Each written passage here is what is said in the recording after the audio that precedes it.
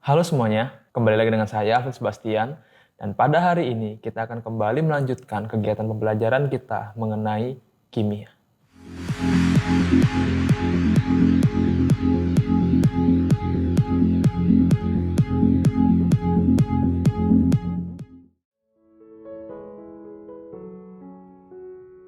Di pertemuan sebelumnya kita sudah belajar bagaimana kita menerapkan konsep-konsep pergeseran kesetimbangan kimia di dalam menyelesaikan suatu soal. Nah, pada hari ini kita akan kembali melanjutkan pembahasan soal mengenai pergeseran kesetimbangan. Saya sudah siapkan soalnya yang saya ambil dari buku kelas 11 mata pelajaran kimia Erlangga. Sedemikian rupa soalnya, dapat kita lihat sama-sama. Di dalam soal tersebut dinyatakan bahwa pada ruangan 10 liter terdapat kesetimbangan reaksi antara karbon dioksida dengan gas hidrogen menghasilkan gas karbon monoksida dan juga molekul air. Pada suhu T derajat Celcius terdapat dalam kesetimbangan gas CO2 dan gas H2 masing-masing 2 mol, serta gas CO dan uap air masing-masing 4 mol. Pada suhu yang tetap, ditambahkan 4 mol gas CO2 dan 4 mol gas H2. Bagaimanakah komposisi setelah tercapai kesetimbangan yang baru? Oke, demikian soalnya. Mari kita bahas sama-sama. Oke, sekarang kita akan coba mengerjakan soalnya bersama-sama. Ya, kalau dari soal yang tadi telah kita lihat bahwa terdapat reaksi kesetimbangan antara gas karbon dioksida dengan gas hidrogen menghasilkan gas karbon monoksida dengan molekul air. Oke, dapat sampai di sini. Kemudian pada saat kesetimbangan tercapai, diberikan pengaruh. Dan dalam hal ini adalah penambahan komposisi untuk zat-zat di preaksi. Artinya terjadi penambahan untuk zat-zat karbon dioksida dan juga gas hidrogen. Kemudian ditanyakan, bagaimana komposisi dari setiap zat pada saat keadaan setimbang yang baru tercapai? Karena setelah reaksi mengalami penambahan zat-zat di bagian preaksi, otomatis kesetimbangan terganggu. Dan reaksi harus berjalan lagi, bergeser ke kanan ataupun ke kiri, supaya mencapai kembali keadaan setimbang. Artinya pada saat terjadi reaksi kembali, akan terjadi perubahan komposisi. Dan itulah yang ditanyakan. Komposisi akhirnya setelah keadaan setimbang yang baru tercapai. Nah, sekarang kita akan coba mengerjakan bersama-sama. Ya, kita tuliskan dulu reaksi kimia yang terbentuk, yaitu antara CO2 bereaksi dengan H2, menghasilkan CO dan H2O. Reaksi di sini sudah dalam keadaan setara. Jumlah atom-atom zat di bagian kiri dengan di bagian kanan sudah sama. Kemudian diketahui bahwa pada sistem kesetimbangan di sini, ya reaksinya terjadi pada wadah dengan volume 10 liter. Ya, pada suhu yang dituliskan adalah T derajat Celcius. Kemudian komposisi untuk setiap zat yang bereaksi telah diketahui juga. Ya, di bagian preaksi masing-masing 2 mol, berarti untuk CO2 2 mol, untuk H2 juga 2 mol. Sedangkan komposisi di bagian hasil reaksi masing-masing 4 mol. Ya, di soal dinyatakan bahwa karbon monoksida komposisinya 4 mol, dan H2O adalah 4 mol. Dan ini merupakan komposisi dari setiap zat pada saat kesetimbangan tercapai. Artinya apa? Reaksi di sini dalam komposisi yang sedemikian rupa adalah pada keadaan setimbang. Artinya kita bisa mencari nilai tetapan kesetimbangannya atau nilai KC-nya. Ya, nilai KC yaitu adalah nilai tetapan kesetimbangan berdasarkan konsentrasi. Yang dimana dapat kita cari dengan menggunakan persamaan perbandingan dari konsentrasi pangkat koefisien dari hasil reaksi. Ya, berarti konsentrasi CO pangkat koefisiennya di sini 1, berarti kita tuliskan 1 pangkatnya. Kemudian dikali dengan konsentrasi H2 sama, koefisiennya juga 1, jadi cuma pangkat 1. Dibagi dengan konsentrasi dari zat-zat preaksi, pangkat koefisien. Kita tuliskan konsentrasi CO2 dikali konsentrasi H2. Nah, ini merupakan persamaan untuk kita mencari nilai tetapan kesetimbangan. Artinya berapa nilai perbandingan konsentrasi hasil reaksi dengan preaksi pada saat kesetimbangan tercapai. Ya, berbicara mengenai kesetimbangan, artinya laju reaksi menuju ke kanan dengan laju reaksi menuju ke kiri sudah mencapai nilai yang sama. Ya, berarti di sini harusnya tanda panahnya bolak-balik. Sorry, tadi lupa ditulis. Oke, karena ini reaksi kesetimbangan berarti tanda panahnya bolak-balik. Reaksi bisa berjalan ke kanan dan juga bisa berjalan ke kiri. Nah, untuk mencari nilai tetapan kesetimbangan, ya, setiap zat dinyatakan dalam bentuk konsentrasi. Sedangkan komposisi yang kita punya di soal, ya dalam bentuk mol. Otomatis kita harus mengkonversi terlebih dahulu jumlah mol di sini menjadi bentuk molaritas atau menjadi bentuknya konsentrasi. Ya, kalau kita ingat kembali konsentrasi, molaritas. Persamaannya adalah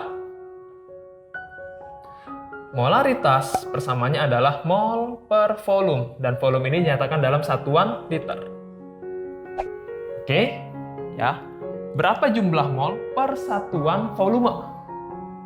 Persatuan volume dalam bentuk liter. Oke, di sini setiap zat terdapat di dalam ruangan dalam volume 10 liter. Artinya kalau kita ingin mencari nilai konsentrasinya, kita hanya perlu membagi nilai mol masing-masing zat dengan volume yaitu 10 liter. Sehingga kalau saya ingin mencari konsentrasi CO2, ya, berarti jumlah molnya CO2 adalah 2 mol dibagi dengan volumenya dia, karena dia terdapat dalam ruangan 10 liter berarti dibagi 10 liter. Oke, kita biarkan seperti ini. Tidak perlu menjadi desimal supaya memudahkan perhitungan nanti. Berikutnya, konsentrasi H2. Sama, juga jumlah molnya adalah 2 mol dibagi volumenya 10 liter. Konsentrasi CO, jumlah molnya adalah 4 mol dalam volume 10 liter. Oke, kemudian H2O,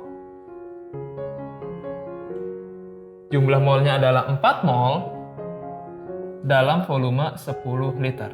Oke, kita punya komposisi setiap zat dalam bentuk konsentrasi, dan di sini kita masih dalam bentuk pecahan biasa. Tidak masalah.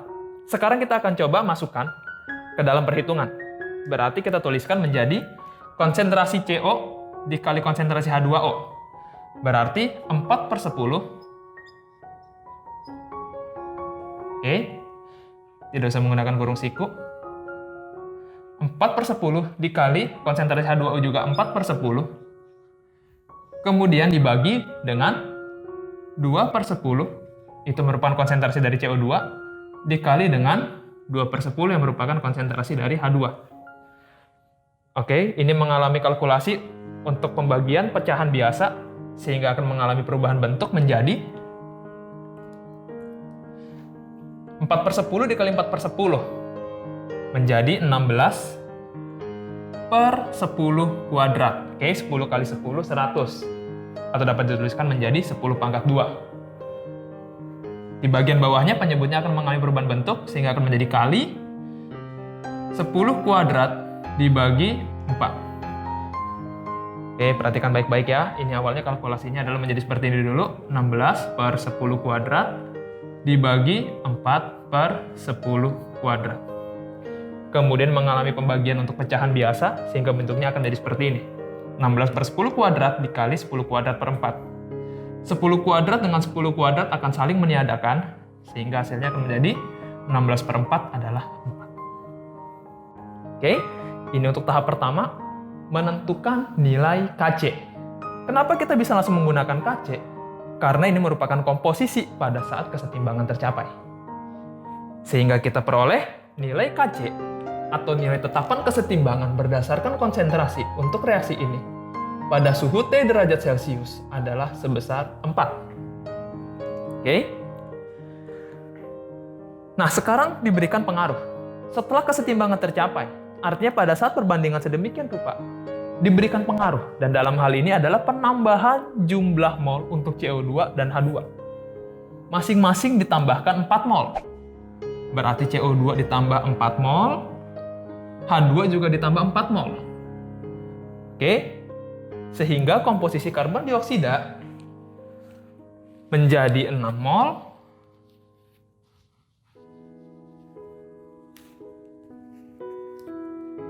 dan komposisi H2 juga menjadi 6 mol. Nah, pada saat kesetimbangan tercapai diberikan penambahan komposisi untuk zat-zat di bagian bereaksi. Oke, sekarang kita akan melihat apakah setelah terjadi penambahan di sini, apakah sistem di sini masih dalam keadaan setimbang atau tidak. Karena ketika kita tambahkan jumlah mol untuk CO2 dan H2, otomatis konsentrasinya akan berubah. Dan otomatis dalam perhitungan di sini juga akan mengalami perubahan. Sehingga otomatis kesetimbangan akan terganggu. Awalnya kesetimbangan telah tercapai, tidak lagi tercapai keadaan setimbangnya.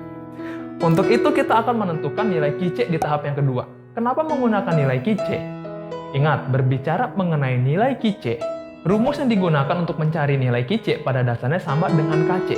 Hanya saja yang membedakan, Kc itu merupakan perbandingan konsentrasi hasil reaksi dengan konsentrasi pereaksi dari suatu sistem kesetimbangan yang dimana keadaan setimbangnya telah tercapai. Tetapi kalau seandainya keadaan setimbangnya belum tercapai, saya belum tahu apakah reaksi sudah mencapai keadaan setimbang atau belum.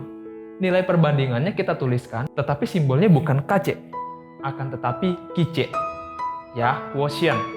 Nanti kemudian nilai Qc tersebut akan kita bandingkan dengan Kc. Kalau nilai Qc-nya ternyata sama dengan Kc, ya otomatis sistem sudah dalam keadaan setimbang. Tapi kalau Qc belum sama dengan Kc, baik itu lebih besar maupun lebih kecil, berarti sistem tidak lagi dalam keadaan setimbang. Nah, karena setelah mengalami penambahan di sini, penambahan zat CO2 dan H2, saya tidak tahu apakah reaksi sudah tercapai keadaan setimbangnya.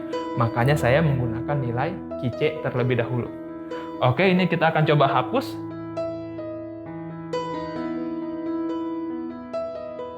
Oke, sekarang kita akan mencari nilai Qc. Ya, pada dasarnya sama. Qc merupakan perbandingan dari konsentrasi CO dikali dengan konsentrasi H2O. Ya, konsentrasi hasil reaksi dibagi dengan konsentrasi pereaksi. Dalam hal ini konsentrasi CO2 dikali dengan konsentrasi H2. Oke. Konsentrasi CO dan H2O masih tetap karena tidak mengalami penambahan. Sedangkan komposisi dari CO2 dan H2 mengalami perubahan. Otomatis konsentrasi juga akan berubah. Mengapa demikian? Karena awalnya CO2 di sini jumlah molnya adalah 2, sekarang menjadi 6 mol. Demikian juga H2 menjadi 6 mol. Ya, awalnya 2/10, 0,2. Sekarang 6/10, menjadi 0,6. Terjadi peningkatan konsentrasi. Konsentrasi untuk zat-zat di pereaksi ditambah atau ditingkatkan. Nah, kalau kita ingat ke dalam materi sebelumnya, ya, berbicara mengenai pergeseran kesetimbangan, apabila pada saat kesetimbangan yang sudah tercapai, kita berikan pengaruh dalam hal ini adalah peningkatan konsentrasi, maka otomatis reaksi akan bergeser dari arah ruas yang dimana komposisi dari zat-zatnya ditingkatkan konsentrasinya. Berarti sebetulnya dari hal ini bisa kita lihat, pasti nanti kesetimbangan akan bergeser dari kiri menuju ke arah kanan. Tetapi sebelum itu kita akan mencari dulu nilai Qc-nya, supaya kita bisa tahu apakah dengan komposisi sedemikian rupa, apakah kesetimbangan masih tercapai. Oke, sekarang kita tinggal masukkan angkanya masing-masing.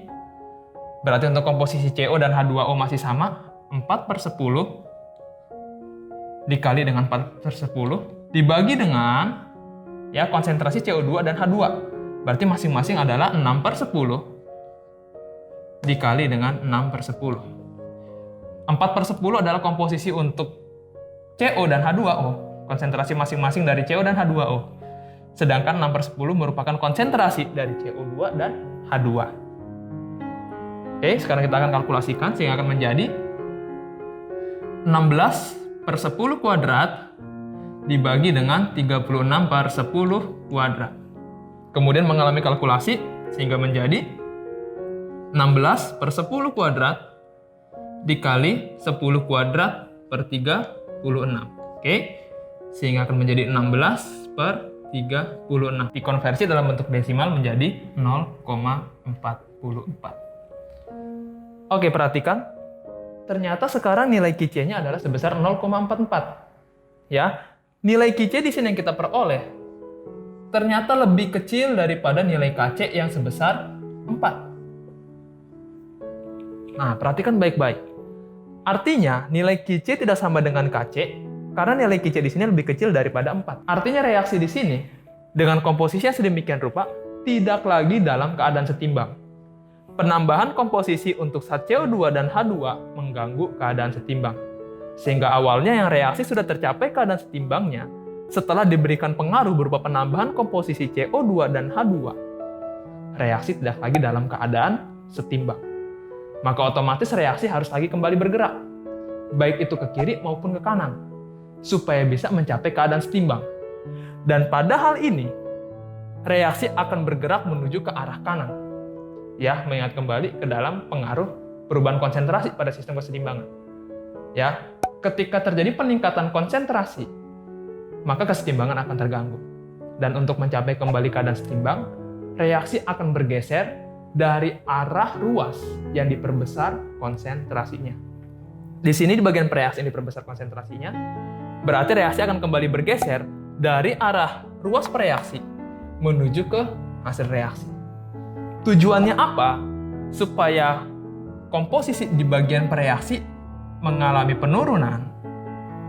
Karena komposisi di reaksi saling bereaksi membentuk produk dan mengakibatkan komposisi produk akan mengalami peningkatan.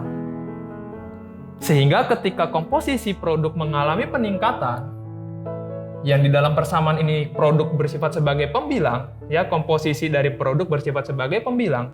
Apabila komposisi dari pembilang di sini mengalami peningkatan dan komposisi dari konsentrasi-konsentrasi pada reaksi yang merupakan penyebut di dalam persamaan di sini mengalami penurunan, maka otomatis hasil perbandingannya atau hasil pembagiannya bisa mengalami peningkatan.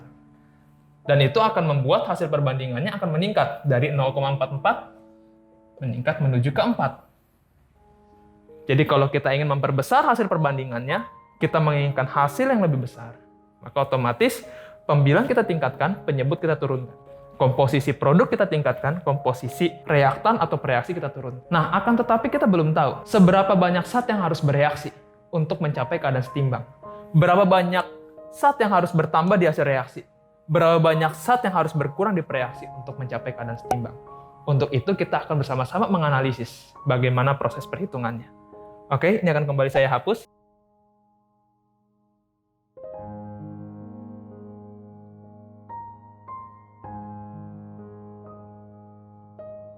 Oke, sekarang kita akan coba menentukan kira-kira seberapa banyak zat yang bereaksi supaya nilai perbandingannya mencapai angka 4. Oke, berarti ini merupakan keadaan awalnya.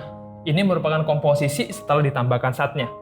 Ini merupakan keadaan awal dan komposisi ini akan mengalami perubahan untuk mencapai keadaan setimbang. Ya, artinya setiap zat harus kembali bereaksi untuk mencapai keadaan setimbang. Akan tetapi saya belum tahu seberapa banyak zat yang harus bereaksi. Tetapi satu hal yang kita ketahui, ya, reaksi akan bergeser ke kanan. Artinya ketika reaksi bergeser ke kanan, komposisi dari CO2 akan mengalami pengurangan. Komposisi dari H2 akan mengalami pengurangan. Mengapa demikian? Karena CO2 dan H2 saling bereaksi sehingga komposisinya berkurang. Akan tetapi membentuk produk sehingga menyebabkan komposisi dari komposisi dari CO akan bertambah. Dan komposisi dari H2O juga akan mengalami peningkatan karena reaksinya bergeser ke kanan. Kemudian berikutnya, zat yang bereaksi dapat kita simbolkan menjadi X. Oke, saya misalkan yang bereaksi adalah sebesar X mol. Dan nanti kita akan mencari nilai X di sini. Ya, saya asumsikan, yang bereaksi adalah sebesar X mol. Apabila X mol dari CO2 itu bereaksi, berapa banyak mol H2 yang harus bereaksi? Nah, karena perbandingan koefisien antara CO2 dengan H2 sama, ya koefisiennya 1:1. Artinya, kalau CO2 dengan H2 akan bereaksi, jumlah molnya harus sama. Karena perbandingannya 1:1. Jadi kalau misalnya X mol dari CO2 bereaksi, H2 juga yang bereaksi adalah sebesar X mol. Oke, ingat ya mengenai perbandingan. Contoh lain, misalnya ada reaksi antara A2 ditambah B2 menghasilkan 2AB.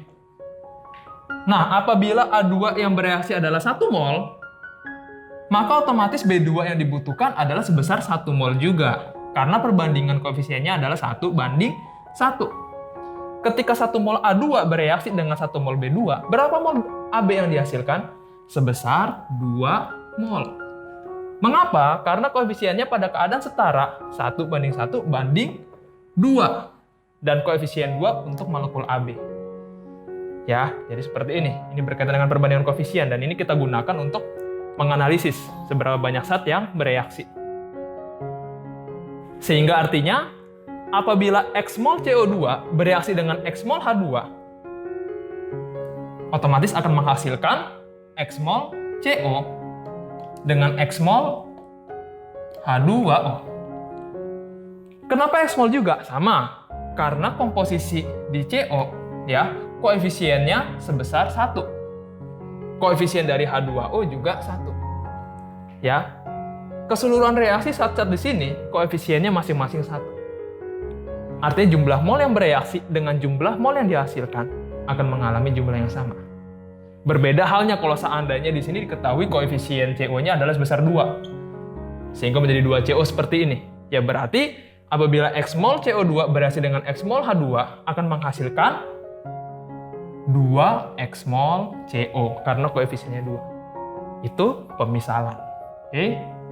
Kita kembali lagi. Sehingga ketika sejumlah X mol CO2 dan H2 bereaksi, maka otomatis CO dan H2O akan mengalami penambahan komposisi sebesar X mol. Dan X di sinilah yang akan kita cari nilainya. Sehingga otomatis di keadaan akhir, setelah reaksi berjalan, komposisi CO2 hanya akan menjadi 6 dikurang X mol. Berkurang komposisinya. H2 juga demikian. Berkurang 6 dikurang X mol. Sedangkan komposisi dari CO akan mengalami penambahan 4 ditambah X mol. Demikian juga halnya dengan komposisi H2O. Mengalami penambahan menjadi 4 ditambah X mol. Oke, masih mengikuti semua sampai di sini ya. Nah, ini merupakan komposisi apabila kesetimbangan tercapai. Akan tetapi kita belum tahu nilai X molnya. Dan bagaimana mencarinya?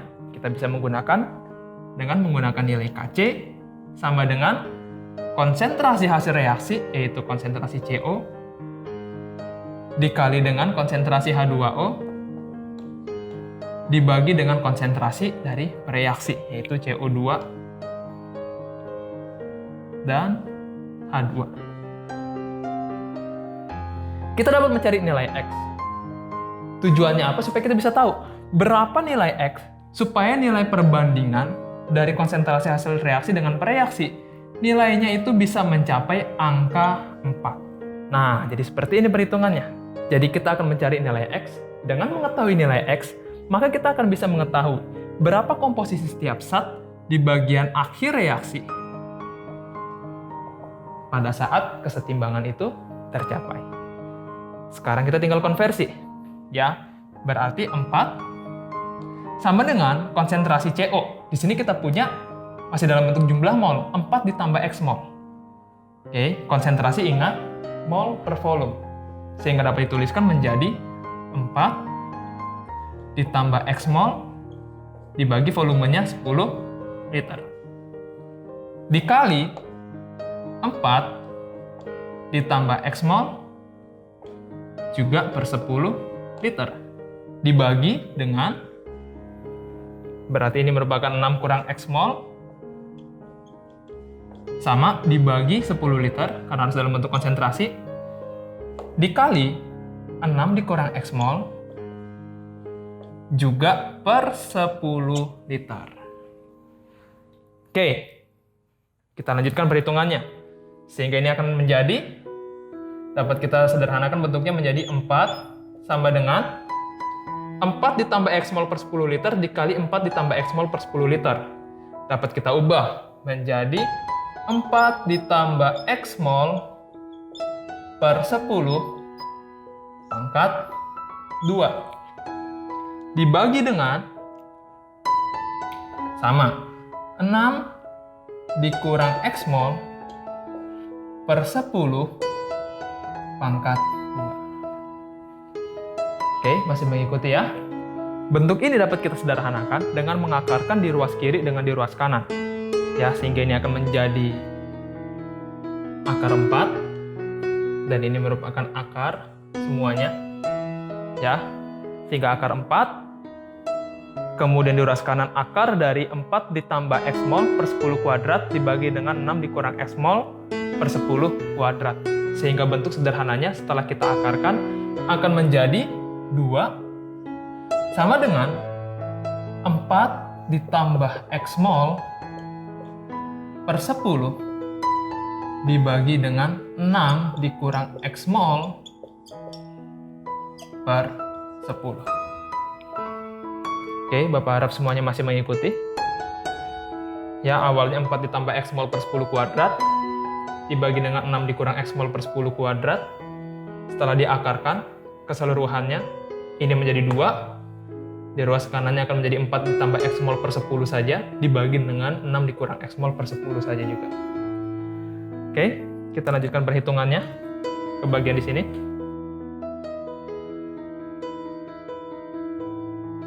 Sehingga otomatis perhitungannya akan menjadi 2. Ya, ini akan mengalami pembagian pecahan biasa. 2 sama dengan 4 ditambah X mol per 10 dikali dengan 10 dibagi 6 dikurang X mol. Saling meniadakan. Oke, sehingga akan menjadi 2 sama dengan 4 ditambah X mol dibagi 6 dikurang X mol. Oke, ini akan mengalami perkalian dengan angka 2, sehingga akan menjadi 6 dikurang X mol sama dengan 4 ditambah X mol. Oke, kita lanjutkan perhitungannya sehingga akan menjadi 2 kali 6 sama dengan 12. 2 dikali minus X sama dengan min 2X sama dengan 4 ditambah X. Oke, supaya mudah molnya kita hilangkan.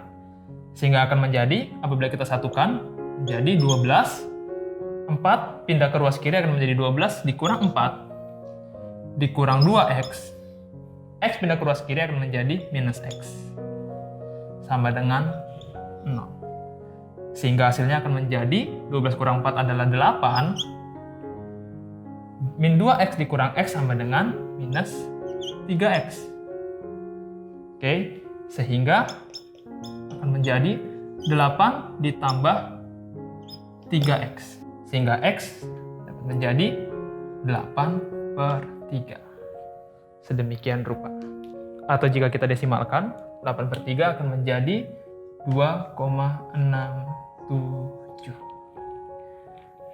Ya, itu adalah jumlah X-nya, 2,67. Artinya apa? Apabila kita ganti semua angka X di sini dengan menjadi 2,67. Ya, semuanya kita ganti dengan 2,67. Maka otomatis komposisi dari karbon dioksida akan mengalami pengurangan. Ya, kita hapuskan dulu. Ya, komposisi di karbon dioksida akan berkurang sebesar 2,67 mol, sehingga hanya akan tersisa 3,33 mol. Komposisi H2 hanya akan tersisa 3,33 mol juga. Ya, karena ada 2,67 mol yang bereaksi dari masing-masing zat, sedangkan komposisi CO dan H2O akan bertambah masing-masing 6,67 mol. Ya, dia mengalami tambahan 2,67 mol sehingga komposisinya masing-masing menjadi 6,67 mol. Ini merupakan komposisi pada saat kesetimbangan yang baru tercapai. Atau komposisi pada saat nilai perbandingan hasil reaksi dengan pereaksi. Ya, dalam bentuk konsentrasinya, nilainya sudah mencapai angka sama dengan 4. Untuk memastikan kembali, kita bisa buktikan apakah benar apabila komposisinya sedemikian rupa, hasil perbandingannya adalah sama dengan 4. Kita akan coba hapus dulu. Oke, kita akan coba cari nilai QC-nya kembali. Berarti konsentrasi hasil reaksi yaitu CO dikalikan dengan konsentrasi H2O dibagi konsentrasi pereaksi, itu konsentrasi CO2 dengan konsentrasi H2. Atau dapat dituliskan menjadi 6,67/10. Ingat ini masih dalam bentuk mol. Kita perlu bagi 10 setiap zat untuk merubahnya dalam bentuk konsentrasi. 6,67/10 dikali 6,67/10. Oke, dibagi dengan konsentrasi dari zat-zat di prereaksi. Berarti 3,33/10 dikali 3,33/10. Oke, hasilnya adalah 6,67 kali 6,67 hasilnya adalah 44,5/10 kuadrat dikali 3,33 dikali 3,33 hasilnya adalah 11,1. Oke, belum kita pindahkan dulu. Ya, masih dalam bentuk 11,1/10 kuadrat. Oke, mengalami kalkulasi pembagian pecahan biasa, sehingga hasilnya akan menjadi 44,5/10 kuadrat dikalikan dengan 10 kuadrat per 11,1. Saling meniadakan, 44,5 dibagi dengan 11,1. Hasilnya adalah 4,01. Ya, walaupun tidak bulat angka 4 ya karena mengalami pembulatan di dalam perhitungannya, sehingga dapat dikatakan bahwa dengan komposisi yang sedemikian rupa, apabila setiap zat yang bereaksi masing-masing yang berkurang untuk CO2 2,67, untuk H2 yang berkurang 2,67, CO mengalami penambahan mol 2,67, H2O mengalami tambahan 2,67, sehingga komposisi di akhirnya adalah sedemikian rupa, ternyata benar. Itu menghasilkan nilai Qc yang sama dengan Kc. Di mana ini berarti komposisi sedemikian rupa sudah mencapai keadaan setimbang. Berarti komposisi pada saat kesetimbangan yang baru tercapai, untuk CO2 sebesar 3,33 mol, untuk H2 sebesar 3,33 mol, untuk CO sebesar 6,67 mol, dan untuk H2O sebesar 6,67 mol. Ya, jadi kita sudah bisa menjawab soalnya, dimulai dari mencari nilai Kc terlebih dahulu, kemudian kita mencari nilai Qc-nya.